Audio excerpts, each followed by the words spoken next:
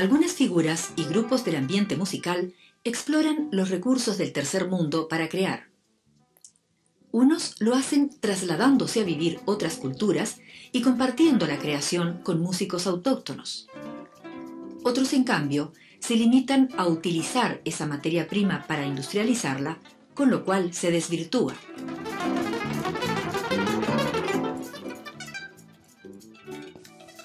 El grupo Strunz y Farah no necesita hacer ni lo uno ni lo otro para crear lo que se ha dado en llamar música global, ya que por la procedencia de sus integrantes posee la diversidad y la riqueza de la fuente musical que brota de la raíz misma de la cultura del tercer mundo.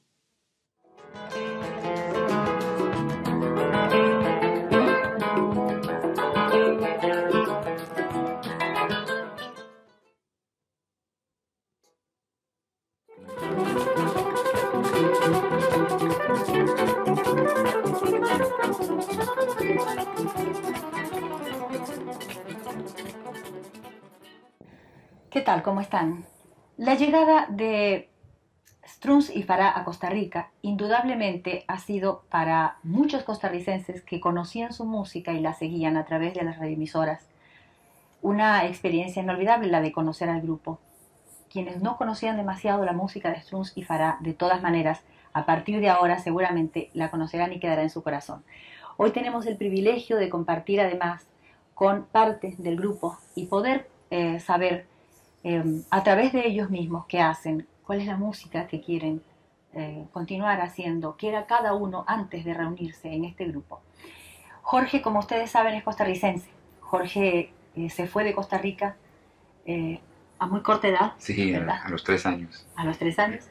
Pero apenas llegado a Costa Rica y entrando en contacto con Jorge nos damos cuenta de que de todas maneras sigue siendo costarricense a pesar de todos los años vividos fuera. Muchísimas gracias a todos por estar aquí, por permitirnos compartir este rato. Placer. Vamos a ver si Jorge puede hacernos una síntesis de lo que yo estoy seguro ustedes quieren saber. Jorge, ¿cómo surgió esa vocación por la guitarra, eso que se siente desde que los vemos a ustedes, sobre todo a ustedes dos, sentados ahí en el escenario con la guitarra en la mano? Es algo que ya nació con ustedes. ¿Cómo surge esa afición a la guitarra? ¿Cuál ha sido la trayectoria por la música y por la guitarra? Y luego, pues, ¿cómo entonces empieza el contacto con el resto del grupo tal como hoy está integrado? Bueno, yo cuando visité Costa Rica por la segunda vez, después de haberme ido a la edad de 6 años, me acuerdo de visitar al Mercado Central con mi tío Cao, y me compró una guitarrita, porque me antojé de una de las guitarritas que se pueden comprar ahí. Y él, pues, un tío muy favorito, me compró una guitarra y me quedé con la impresión de la guitarra. Para mí era una ilusión muy fuerte. Y después, como a la edad de 12 años, ya me compré una guitarra más, digamos, más normal, más profesional. Y desde aquel entonces, pues, he mantenido mi interés muy fuerte en muchos estilos de la guitarra, empezando con mi primer amor en la guitarra fue el estilo flamenco, que estudié como a la edad de 12, 13 años. Me puse a estudiar mucho la música de Mario Escudero, de Sabicas, 2 gitanos españoles, y por 6, 7, 8 años me metí mucho en el estudio del flamenco, hasta que llegué como a los 20 años me di cuenta de que tenía que irme por otros senderos para realmente expresar lo que era mi vida, lo que eran mis raíces propias, ¿no? O sea, el flamenco me servía de inspiración, pero llegué al entendimiento que el flamenco para mí era una inspiración no más, no iba a ser la carrera, una carrera montada en flamenco, que realmente pertenece a los españoles, de todas maneras. Entonces, en ese momento me interesó mucho varios géneros de música, incluso el rock, la música folclórica, después el jazz. Me metí mucho en el jazz viviendo en Nueva York, y poco a poco haciendo un síntesis de todas estas influencias que tuviera sentido para mí y para el público también, hasta llegar a lo que estamos haciendo ahora.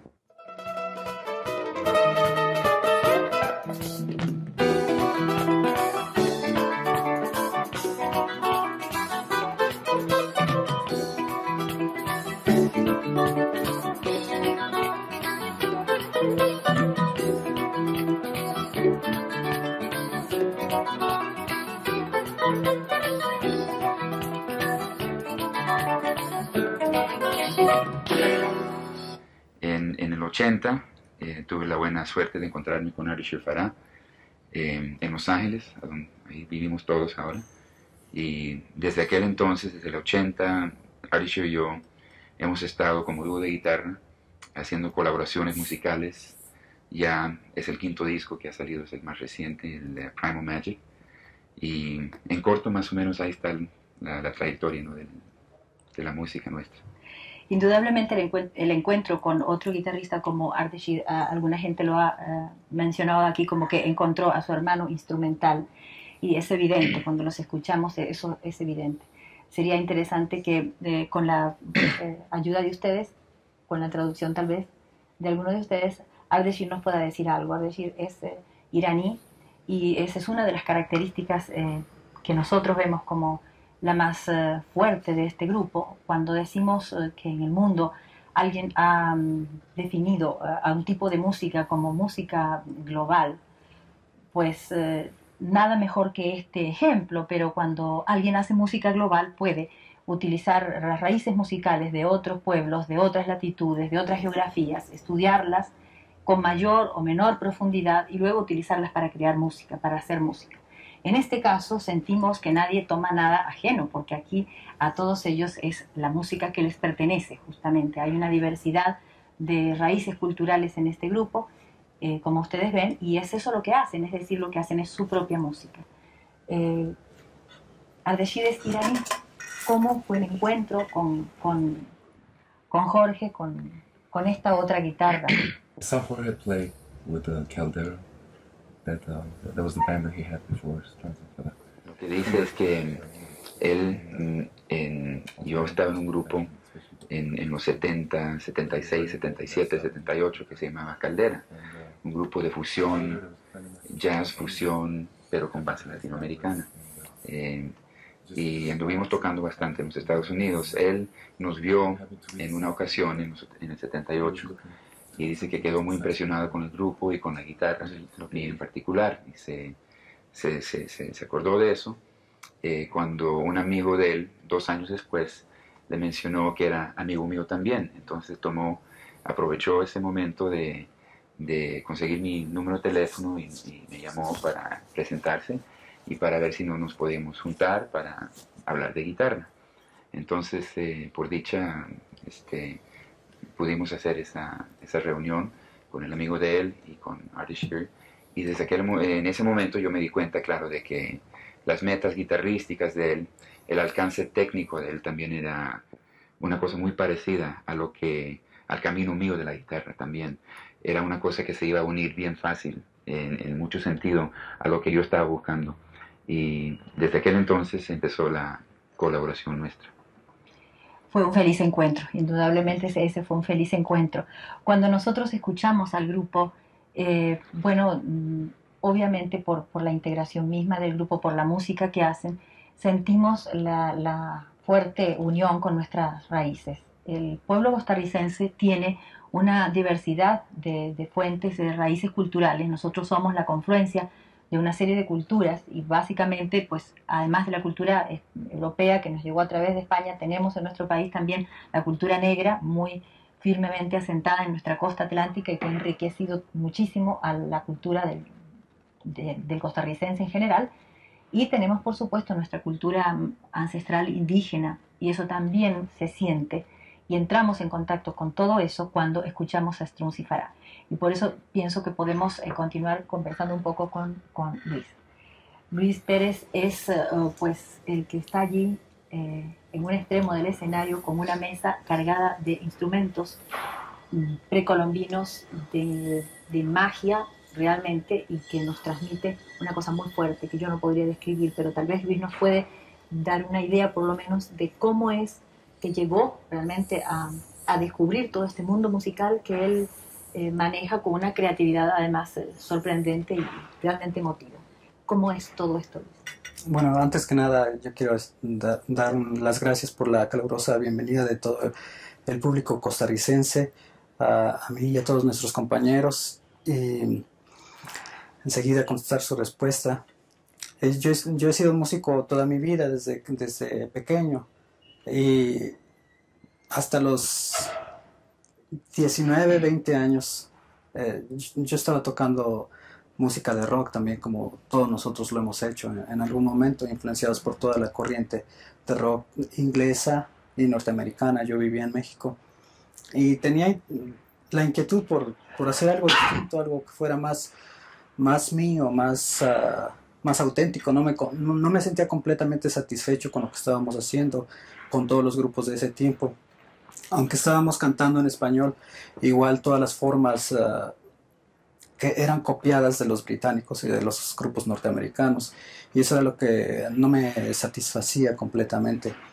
Entonces yo quise hacer algo distinto, pero no sabía exactamente qué era lo que quería.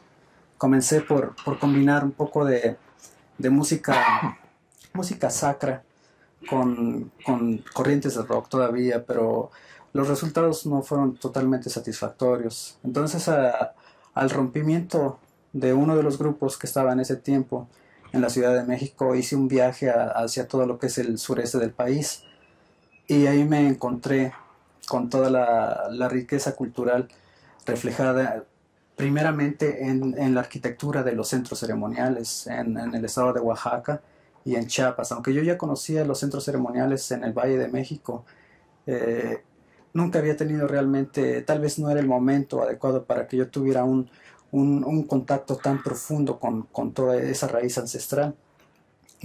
Esto me sucedió hasta que llegué a una zona maya que se llama Palenque, en el estado de Chiapas.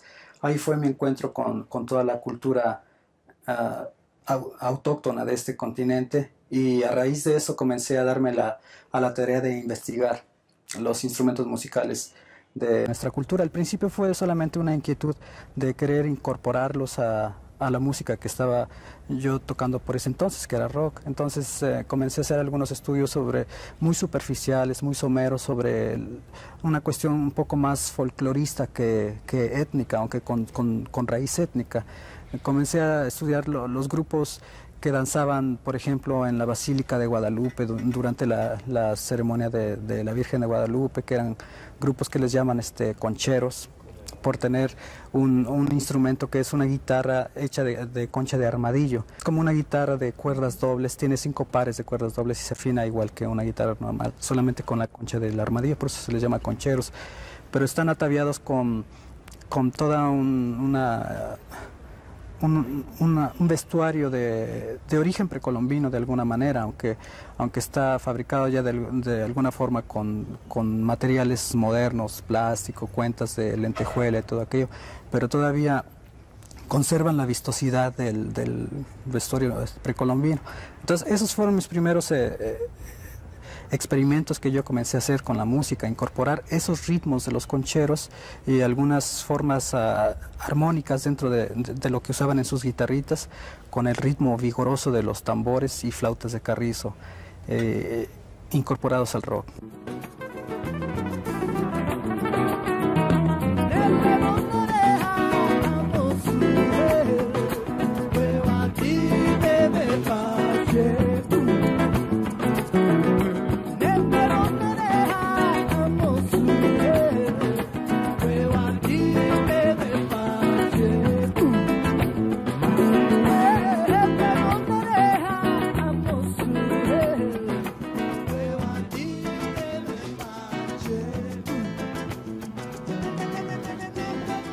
Después de esto ya me di a una tarea más seria de querer conocer un poco más sobre la música precolombina.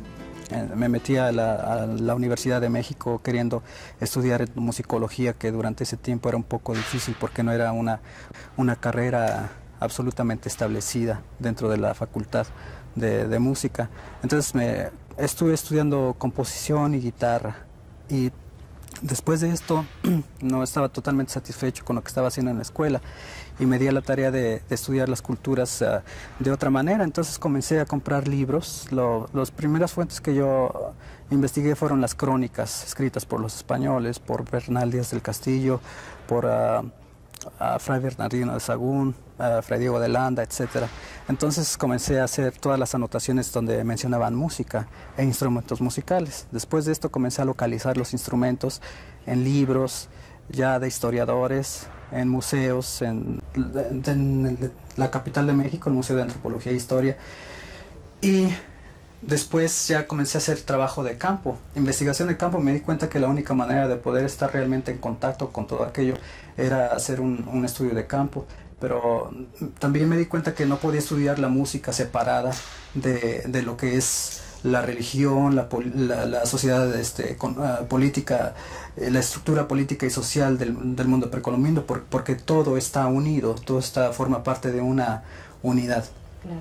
Entonces me di a la tarea de estudiar todo aquello y leí bastante sobre todo el mundo precolombino, y cuando comencé a tener ya contacto directo con los instrumentos musicales, toda la primera música que comencé a escribir con estos instrumentos fue inspirada en todo lo que es la mitología náhuatl y maya.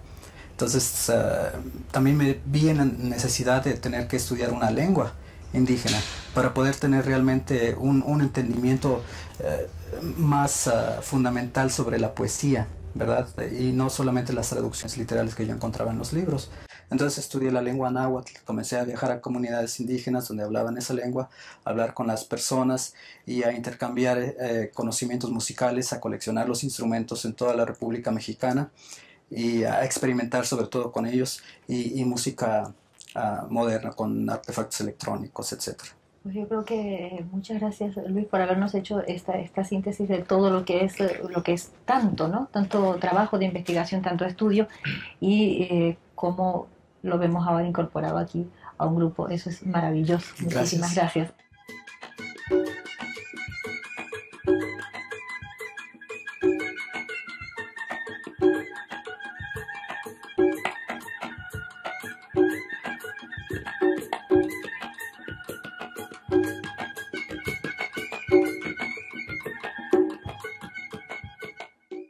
Tenemos por otro lado que en la percusión tenemos a Juan, que cariñosamente nosotros vemos que le llaman Juanito, ¿verdad? Así es, y que viene desde Cuba, porque bueno, tenía que haber un percusionista cubano, ¿verdad?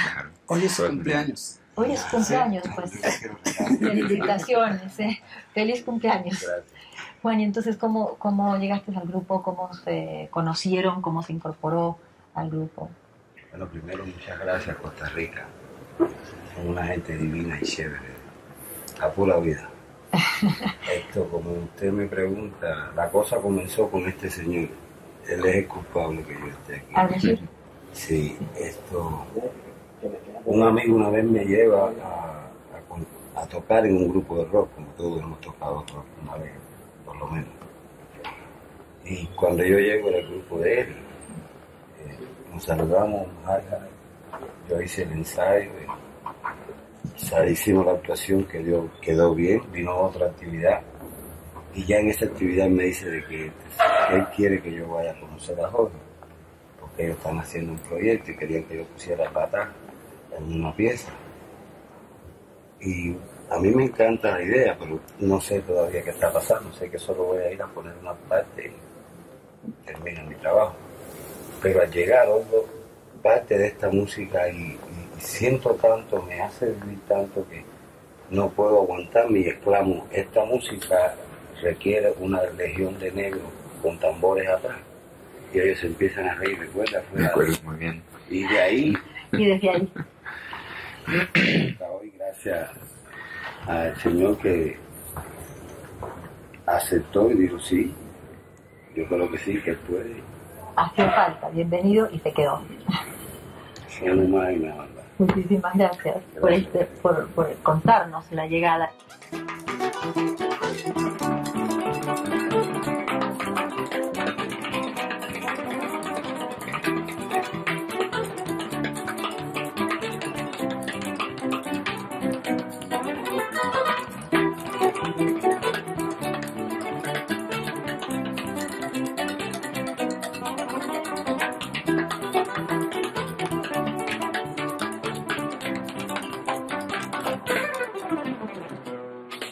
Vamos a conversar un poco ahora con Guillermo. Guillermo es el bajo.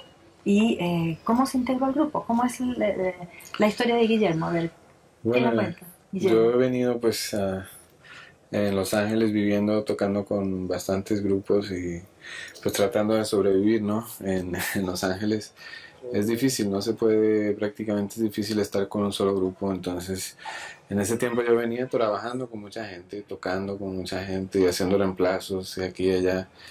Y resulta que un día pues recibí llamada de Jorge y lo llamé otra vez y yo me sentía, bueno, pues ¿qué será esto? Debe ser muy interesante porque yo siempre había oído hablar de Jorge mucho por su música y su grupo anterior Caldera y después posteriormente con su grupo de guitarras con Arisher.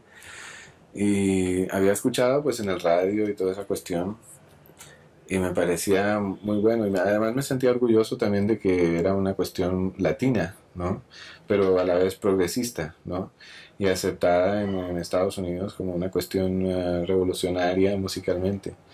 Entonces en realidad fue muy, para mí fue bastante halagador que me hubiera hablado Jorge. Yo le hablé, ¿no? Le llamé y me dijo que pues que necesitaba que yo reemplazara al bajista, que no podía hacer unas actuaciones. El bajista en ese tiempo era Al Criado, un cubano. Entonces, pues yo fui y ensayé con Jorge en su casa, hicimos unas presentaciones en Le Café, creo que era, y otra en el Baked Potato, ¿no? Así, sí. Pero bastante esporádicas, ¿no? Porque yo no era el bajista de planta con ellos, pero poco a poco se fue presentando la ocasión de que yo estaba un poco más accesible que Al Criado, que es muy buen bajista también. Entonces, de acuerdo a la accesibilidad que yo tenía para ellos, entonces me fui como quedando en el grupo y fue formándose una química, ¿no? Bastante consolidada, ¿no? Nuestro ritmo como que cayó bastante bien, el ritmo mío con ellos y pues así poco a poco fuimos, ¿no? Evolucionando en la cuestión. Y pues también en ese tiempo yo tocaba con un grupo africano, con Paul Chunga, y pasó lo mismo que no había pues baterista disponible para ciertas ocasiones, entonces probamos bastantes bateristas hasta que un día se presentó la ocasión de que no había un baterista que nos satisfaciera en ese momento, no estábamos, vaya, ¿qué hacemos? ¿No? Entonces yo mencioné a Paul y Paul vino. O sea que estamos ya viendo la historia de cómo, del ingreso de Paul Chunga, ¿verdad? Sí, que es de Camerún al grupo.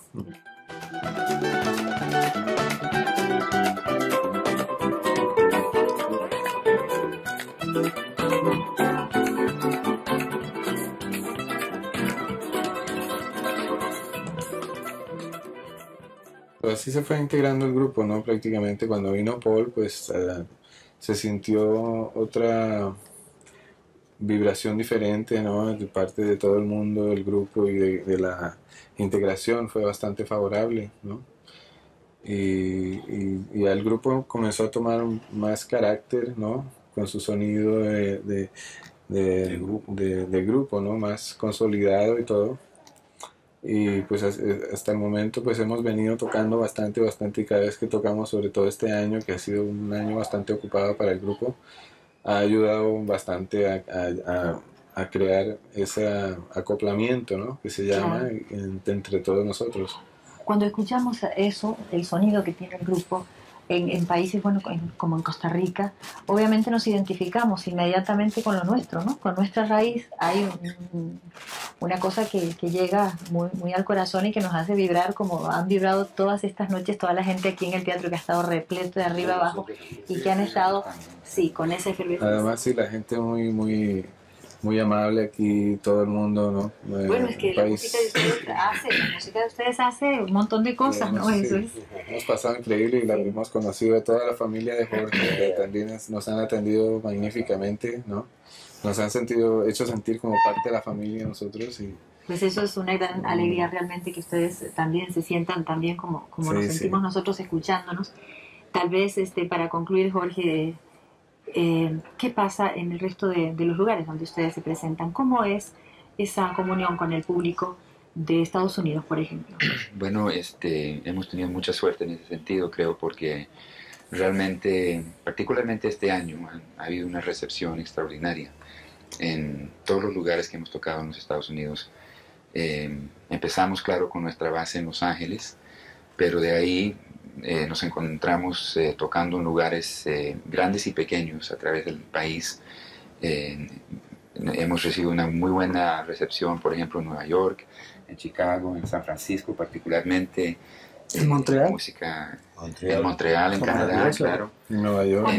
¿Cuándo estuvieron en Montreal? En el Festival de Jazz de En el este año. Festival de Jazz de este año, en el verano fue en Toronto, también en Canadá. Hemos tocado varias veces ya en el sudoeste, claro, por supuesto, porque está cerca de Los Ángeles, en Phoenix, Tucson, Santa Fe, Taos, muchos lugares de Texas.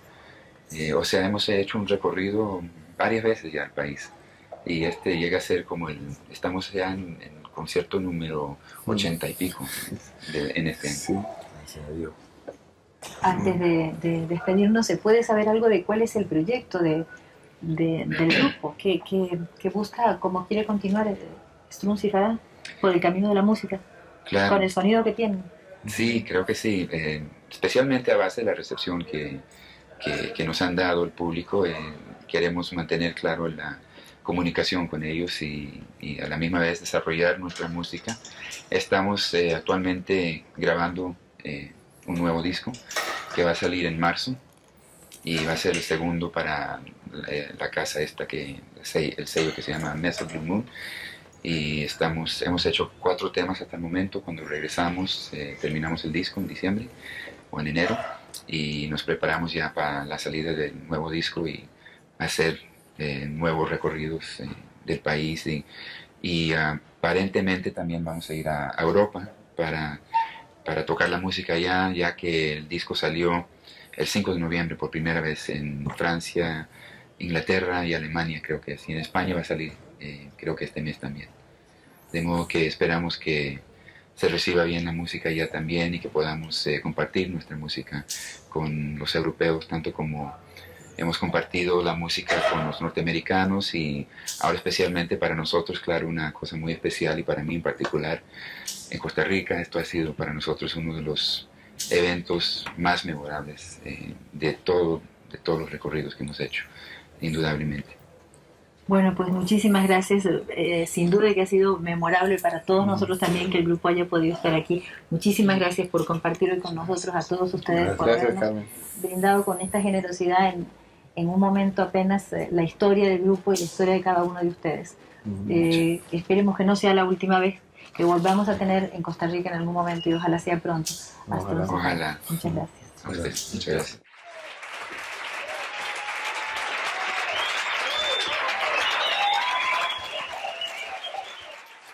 La visita de Strunz y Farah a Costa Rica no fue solo para ofrecer sus conciertos en el teatro.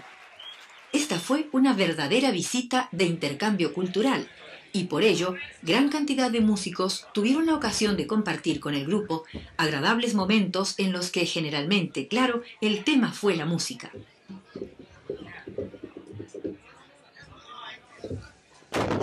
Un ejemplo de esto fue el encuentro en la Escuela de Música de la Universidad de Costa Rica.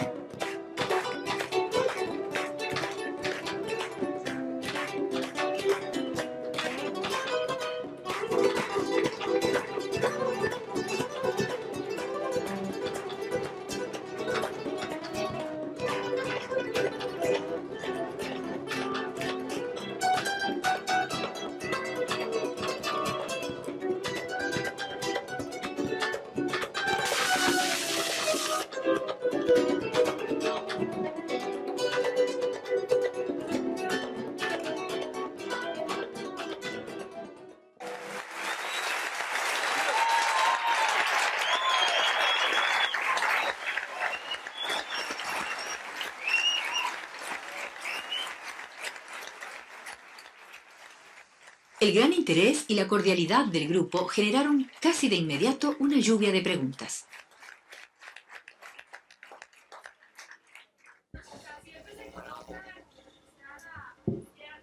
Ah, sí. Bueno, estamos acostumbrados a hacerlo así, yo de un lado y Archie del otro, y después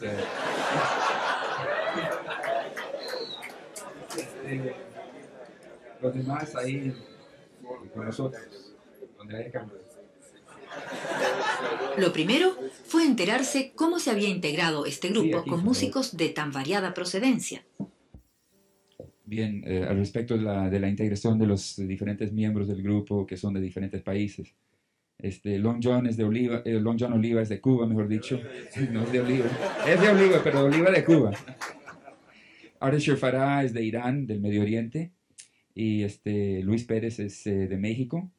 Los demás que no están aquí, Guillermo Guzmán es de Colombia, tenemos también a un baterista africano que se llama Paul Chunga. ¿Cuándo cambiaron el tipo de cuerdas de metal a nylon? Ah, bueno, de metal a nylon. Sí, no, el primer disco, tienes razón, lo grabamos totalmente con cuerdas de metal. Los dos tocábamos guitarras de cuerdas de metal. Eh, y después el segundo disco se hizo como una más de metal y un poquito de nylon. El tercero resulta que era más, yo nylon totalmente, Ardeshir totalmente metal, una combinación. Y resulta que los dos últimos son todos de cuerdas de nylon. La razón es de que, por parte mía, por ejemplo, encontré que la guitarra de cuerdas de nylon tiene unos recursos rítmicos que se pueden hacer con la mano, ritmos folclóricos latinoamericanos, por ejemplo, ritmos flamencos, además, son recursos muy, muy grandes que no se dan a la guitarra de cuerdas de metal, porque se gasta mucho la uña, ¿no? Para tocar la cuerda de metal, no se puede hacer cómodamente. Entonces, en ese sentido, yo me encontré más cómodo, más confortable, digamos, con la guitarra de cuerdas de nylon. Y después encontramos que Ardeshir también le gustó la idea de las guitarras. Nos compramos unas guitarras flamencas, que son estas. Tenemos unas cuantas más, pero estas son de Pedro Maldonado. Estas son las de viaje, pero y son enchufables. ¿Ves? Les pusimos una pastilla aquí de Lloyd Baggs, que es un señor de California, y son electrificables o enchufables. Entonces, pero quedan siendo guitarras flamencas con un detalle distinto, bastante importante, lo cual es el recorte, porque normalmente las guitarras flamencas, como las clásicas, no vienen con recorte. Le pedimos al señor Pedro Maldonado de Málaga que nos las hiciera así con un recorte para mayor alcance de diapasón. Como nosotros no somos guitarristas flamencos, pero llevamos influencia, somos realmente plectristas, o sea, tocamos más que nada con plectro, y para eso es bueno tener un poco más de alcance aquí. Entonces son guitarras un poquito modificadas, ¿no? Con el recorte, electrificadas, pero siguen siendo tradicionales flamencas, españolas. Eso con respecto a lo de metal. La segunda pregunta. ¿Cómo es el tipo de equipos que utilizan para el sonido? Ah, bueno, lo que estamos usando aquí más o menos. Bueno, tenemos más o menos la misma cosa, Ardeshir y yo. Llevamos un microverb de Alesis aquí que nos da un poco de reverbero, ¿no?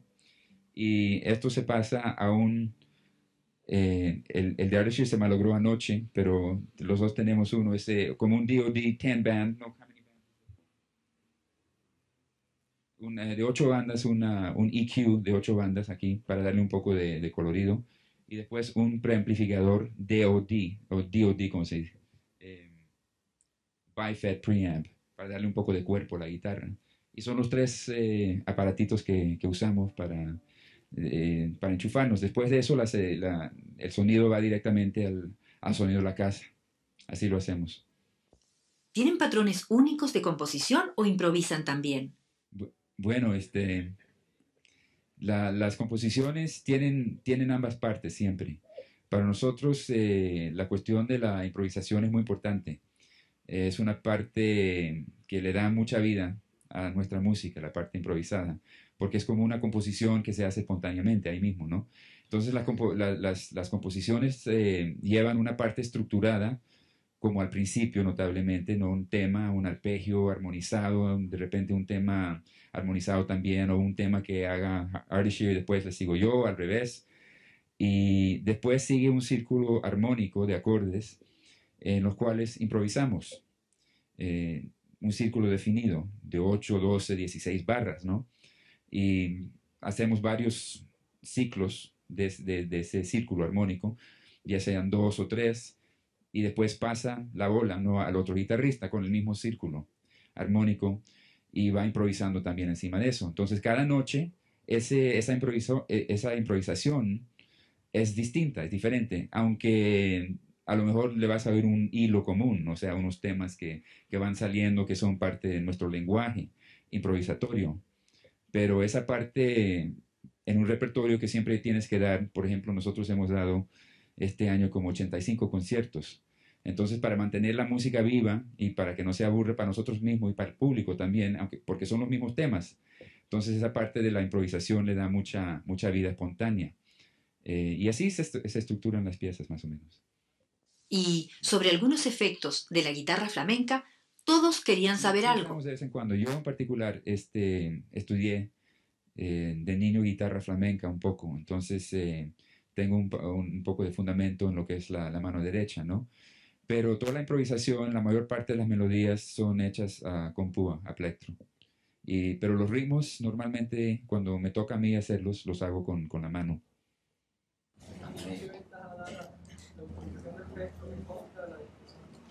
Bueno, el plectro tiene para un concepto melódico de la guitarra, o sea, de línea melódica, no utilizándola como una orquesta, como haría un guitarrista clásico o flamenco. Nosotros nos enfocamos más en la guitarra como un instrumento melódico, como un violín o como un saxo, ¿verdad? En ese sentido. Entonces, para ese estilo de guitarra, que es otro lado de la montaña en la guitarra, y es un estilo muy antiguo también porque tiene antecedentes en lo que se llama la guitarra morisca, que tomó lugar también un desarrollo en España durante la época de los árabes en España, que siempre se tocaba con plectro, ¿ves? Entonces es una guitarra que se enfoca más exclusivamente en melodía y hay que acompañarla con ya sea otra guitarra, con un conjunto, cualquier cosa, ¿ves? Y tiene cierta fluidez en ese sentido, también para improvisadas un poco más largas, y me parece que la mayor parte es difícil desarrollar en el picado, que es el sistema de hacer escalas de mano. Es una una meta bastante difícil desarrollar la rapidez que, bueno, es difícil de todas maneras, pero parece que hay muy pocos que tienen una rapidez, digamos, una velocidad extraordinaria. Con picado, Paco de Lucía se destaca en ese sentido, Serranito, Gerardo Núñez, y más se están enfocando también en este aspecto melódico, la guitarra, en el campo flamenco. Sin embargo, el enfoque nuestro sigue siendo casi exclusivamente en guitarra de conjunto, y así a la vez entonces la guitarra toma un papel melódico, estrictamente de líneas. Aparte de las escalas menores que ustedes estaban utilizando en la mayoría de las piezas, ¿qué otro tipo de escalas? Bueno, escalas. La menor, claro. Por ejemplo, si tienes un acorde así, claro, o la armónica, ¿no es cierto?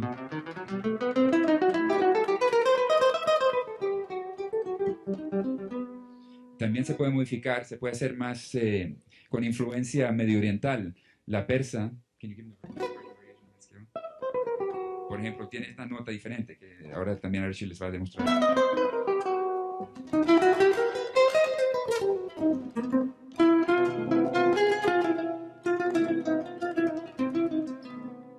Le metemos un par de notas ahí más agudas, entonces, y hay variaciones encima de eso también que se pueden dar. Cromáticas, se pueden usar cosas cromáticas.